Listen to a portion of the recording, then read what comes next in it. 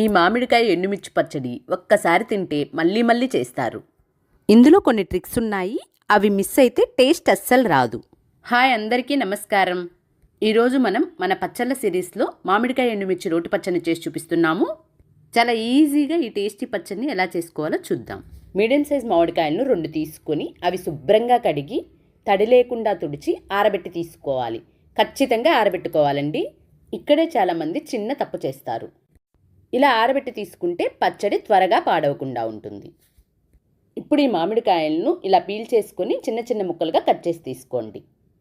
ఇప్పుడు ఎండుమిర్చిని వేయించి తీసుకుందాము.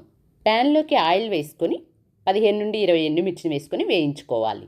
ఇక్కడే చిన్న ట్రిక్ ఏంటంటే ఎండుమిర్చిని ఎక్కువగా కాల్చొద్దు, లైట్గా వేయించుకోవాలి, లేకపోతే చేదుగా అయిపోతుంది. చూడండి, ఈ విధంగా వేయించిన తర్వాత ప్లేట్లోకి తీసుకోండి.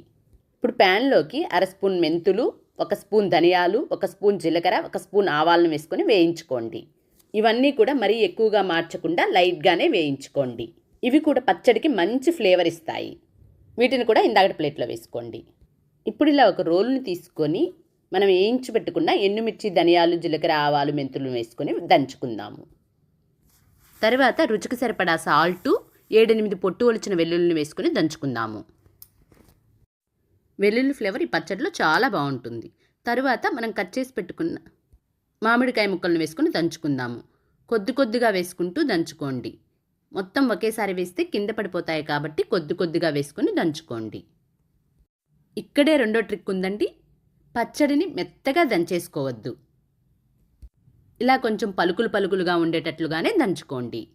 అప్పుడే పచ్చడికి మరింత రుచి వస్తుంది. ఇలా మనం రోట్లో వేసుకొని దంచుకోవడం వలన పచ్చడి టేస్ట్ మరింత పెరుగుతుంది. ఒకవేళ మీకు రోల్ అవైలబుల్లో లేకపోతే మిక్సీ జార్లో వేసుకొనైనా గ్రైండ్ చేసుకోండి.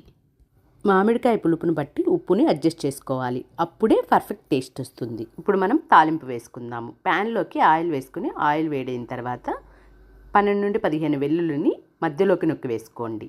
అలాగే జీలకర్ర, ఆవాలు, పచ్చిశనగపప్పు, మినప్పప్పును కూడా వేసుకోండి.